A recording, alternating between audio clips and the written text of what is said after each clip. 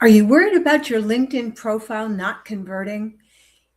It turns out that when a Google search is made on your name, your LinkedIn profile is first, even before your website. Hence, having a profile that converts is a key to your business success. Hi, I'm Dr. Nancy Zare, and today I am here talking about the problems with your profile and how you can make it better so that it converts and gets more views. If you're watching on replay, love to know what your thoughts are about this session. And if you're watching live, I will be watching for comments and hopefully can bring them aboard and answer the questions that you have. But I want to begin by talking about the value of LinkedIn itself. You see, you wouldn't be here if you didn't think LinkedIn were a good tool for your business. And it is. It's absolutely the best place to be for business to business sales. With over 1 billion, that's billion with a B, with over 1 billion members, there's a good chance that the people you want to connect with, those clients that you long for, that business relationship and partnership that can result in easy referrals, those people are here on LinkedIn. And it's your mission to go ahead and connect with those people authentically, build relationships, and develop your business. Hence, LinkedIn is the place to be. Now, statistically, LinkedIn, the viewers are usually in a better position financially than you're going to find on other social media platforms. And what's also interesting is that LinkedIn has a much better conversion rate of people who engage on LinkedIn becoming clients than, again, other social media platforms. In fact, it's a 13% conversion rate in comparison to about a 2.5% conversion rate when they go to other platforms or even a sales landing page.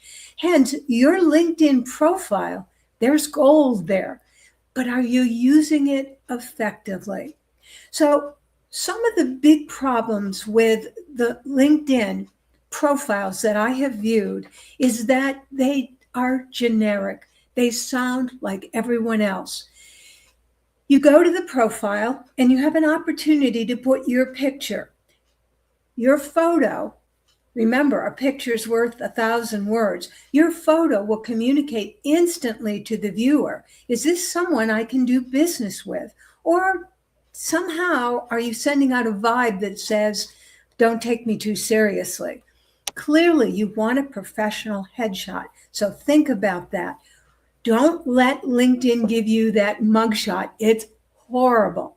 And speaking of mugshots, the big piece of real estate behind you is what's called the LinkedIn banner.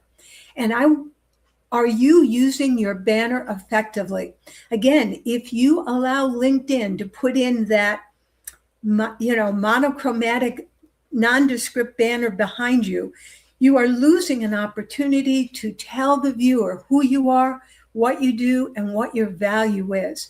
That banner is very important. And most people don't take full possession and ownership and develop their banner to the extent that they can. But then let's say you pass the viewing, that image, that initial sense of, okay, I see the person, there's a banner, it looks professional. What are they going to do next? They're going to read the little headline that's underneath your name. That headline will make or break you. And for many people, they use it as a series of nouns and job titles and, maybe even degrees and credentials, which just wash over the head of your viewer. Why is that? Because your viewer is wanting value from when they read your headline. They want to know what you can do to help them. Can you solve a particular problem? Do you have a particular area of expertise? What system can they use that will get them the results that they're seeking? All of this is terribly, terribly important. So if you are wondering whether your LinkedIn profile is converting, the chances are that you may have a flaw in one of those three areas: the photo, the banner, the headline. But let's assume that you make it through that.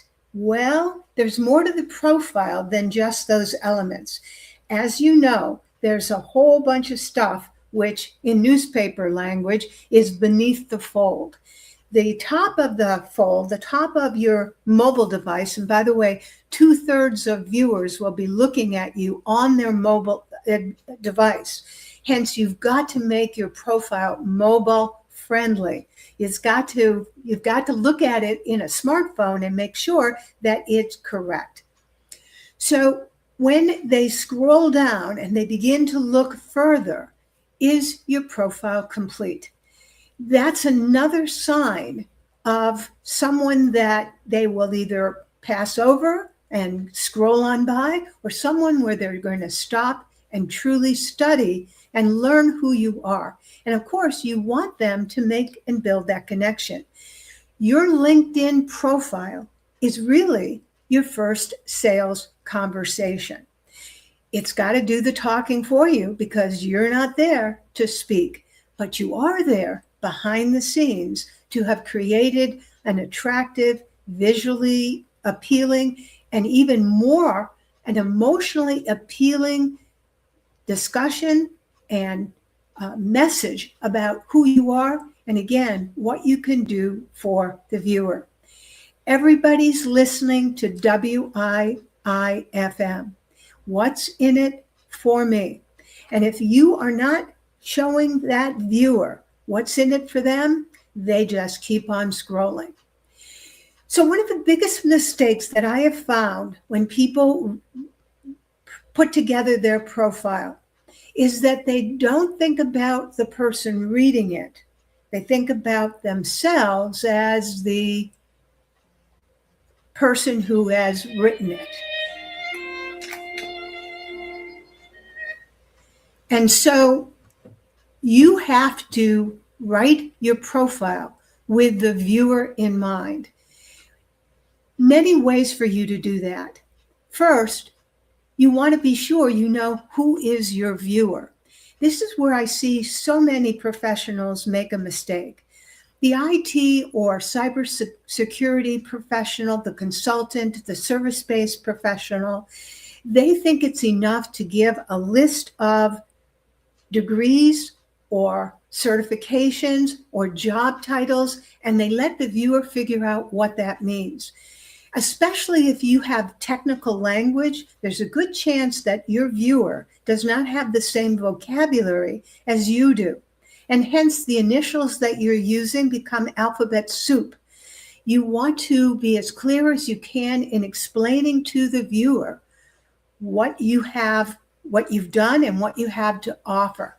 They're looking for problem solving. They are viewing your profile with something in mind. And the better you know who that viewer is, who you want your ideal viewer to be, now you have a chance to steer all your profile in the direction of that viewer. Now, immediately I'm hearing in my head people protesting, saying, but Nancy, I serve multiple audiences and I have many different offers.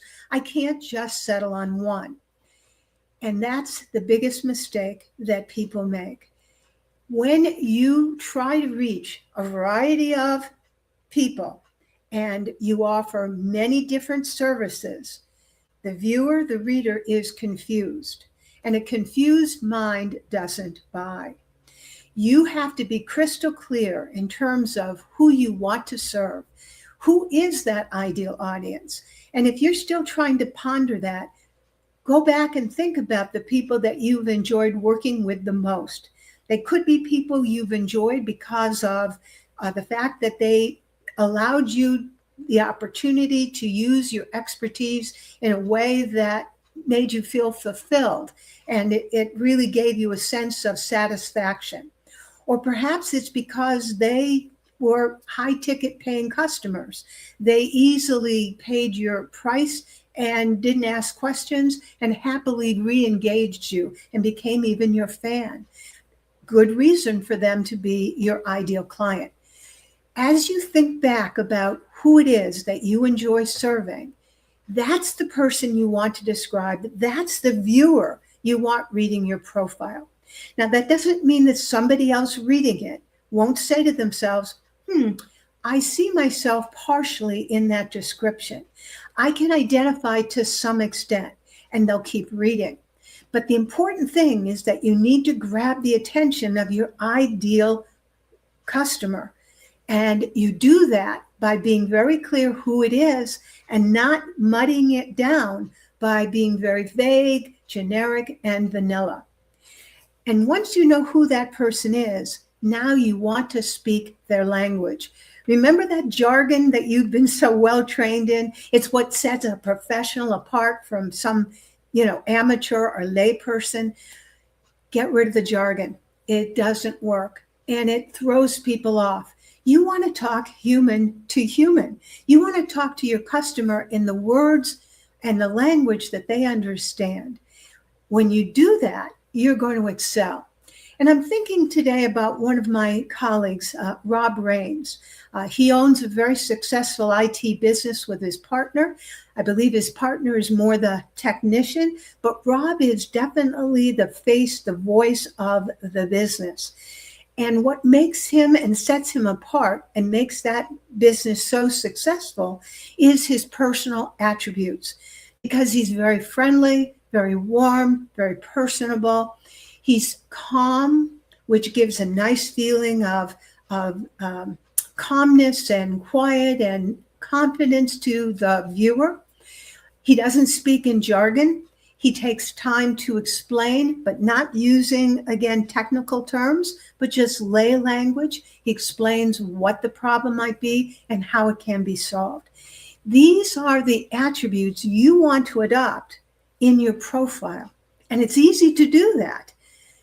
Listen to your customers, especially the good ones. Maybe record their conversations. Take down their very words, because this will help set you apart when you go ahead and write your profile. So I've been babbling here for a while. I'm looking at the time.